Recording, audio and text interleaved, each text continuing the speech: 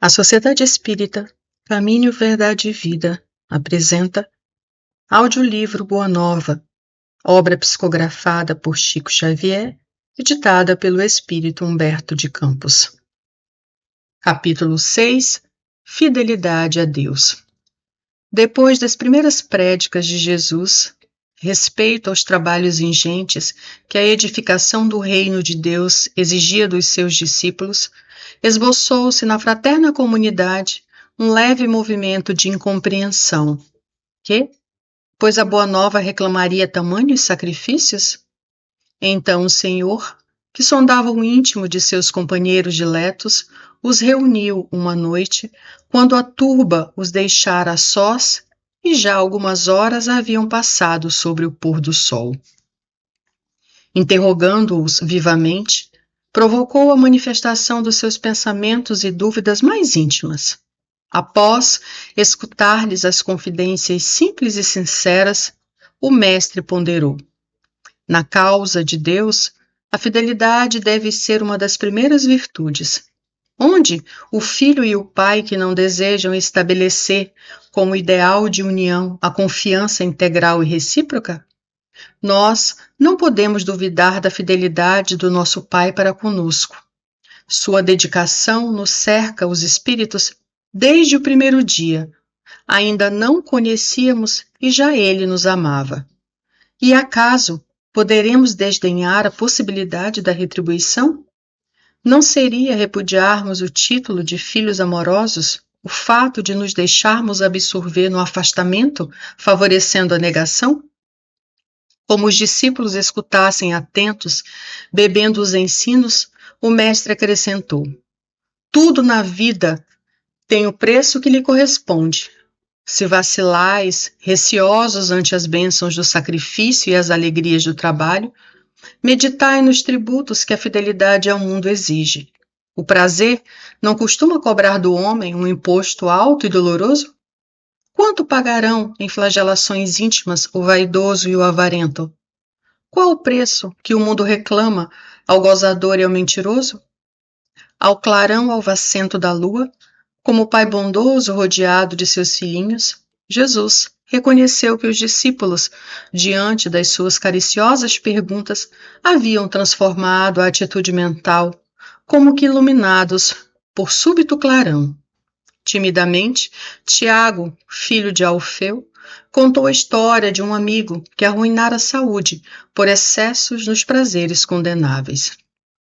Tadeu falou de um conhecido que, depois de ganhar uma grande fortuna, se havia tornado avarento e mesquinho a ponto de privar-se do necessário para multiplicar o número de suas moedas, acabando assassinado pelos ladrões.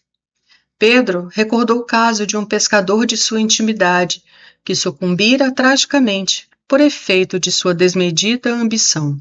Jesus, depois de ouvi-los, satisfeito, perguntou: não achais enorme o tributo que o mundo exige dos que se apegam aos seus gozos e riquezas?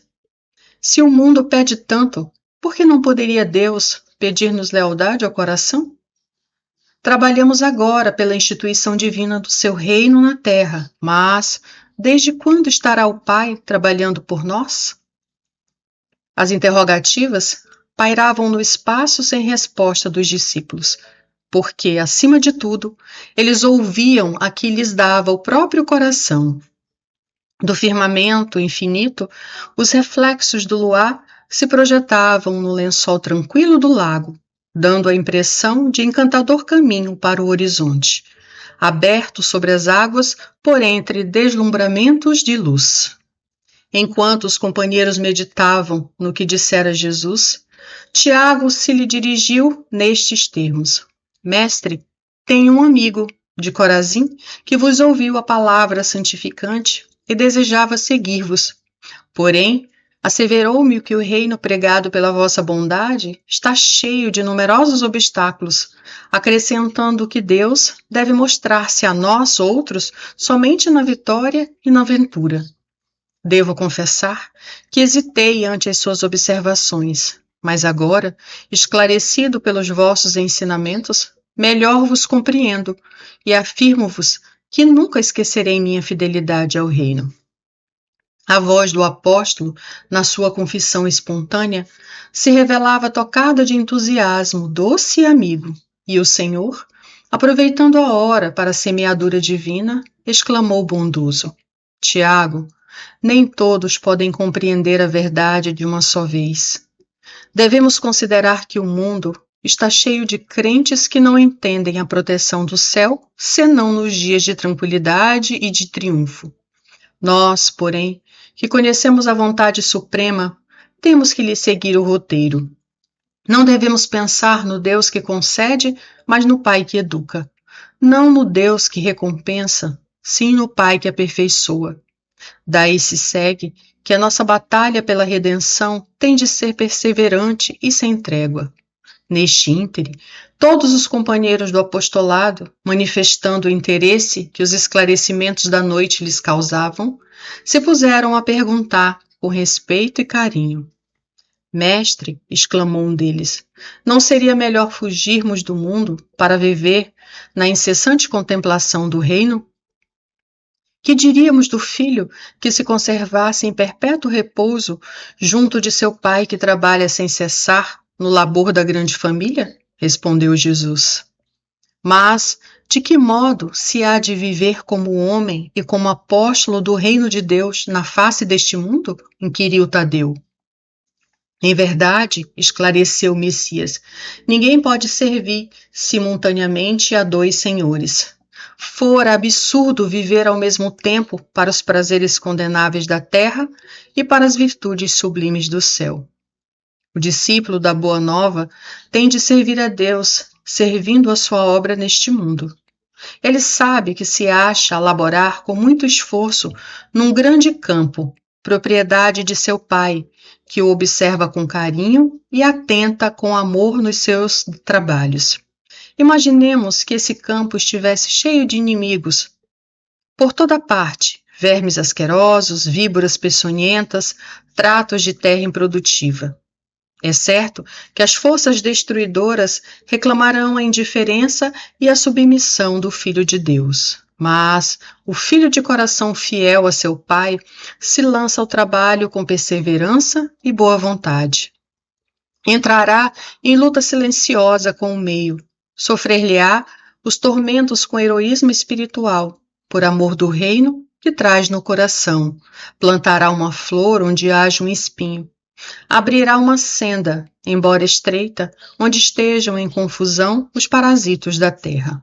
Cavará pacientemente, buscando as entranhas do sol, para que surja uma gota d'água onde queime um deserto. Do íntimo desse trabalhador brotará sempre um cântico de alegria, porque Deus o ama e segue com atenção. Qual a primeira qualidade a cultivar no coração?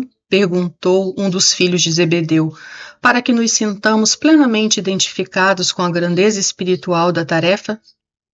Acima de todas as coisas, respondeu o mestre, é preciso ser fiel a Deus. A pequena assembleia parecia altamente enlevada e satisfeita, mas André inquiriu: Mestre, nesses últimos dias tenho me sentido doente e receio não poder trabalhar como os demais companheiros. Como poderei ser fiel a Deus estando enfermo? Ouve, replicou o Senhor com certa ênfase. Nos dias de calma, é fácil provar-se fidelidade e confiança. Não se prova, porém, dedicação verdadeiramente, senão nas horas tormentosas em que tudo parece contrariar e perecer. O enfermo tem consigo diversas possibilidades de trabalhar para nosso Pai, com mais altas probabilidades de êxito no serviço.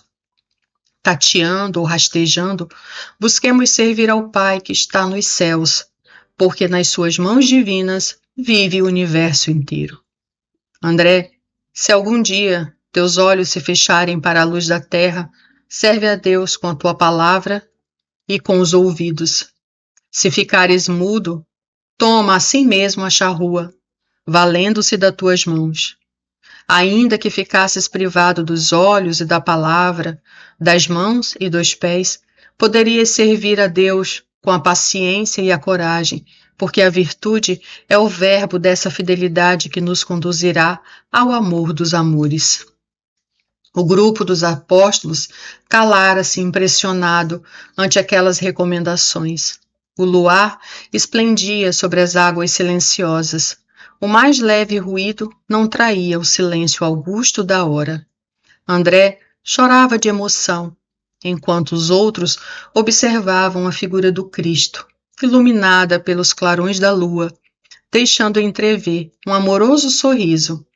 Então, todos, impulsionados por soberana força interior, disseram quase a um só tempo: Senhor, seremos fiéis. Jesus continuou a sorrir, como quem sabia a intensidade da luta a ser travada e conhecida a fragilidade das promessas humanas. Entretanto, do coração dos apóstolos jamais se apagou a lembrança daquela noite luminosa de Cafarnaum, aureolada pelo ensinamento divino. Humilhados e perseguidos, crucificados na dor e esfolados vivos, souberam ser fiéis através de todas as vicissitudes da natureza e transformando suas angústias e seus trabalhos num cântico de glorificação, sob a eterna inspiração do Mestre, renovaram a face do mundo.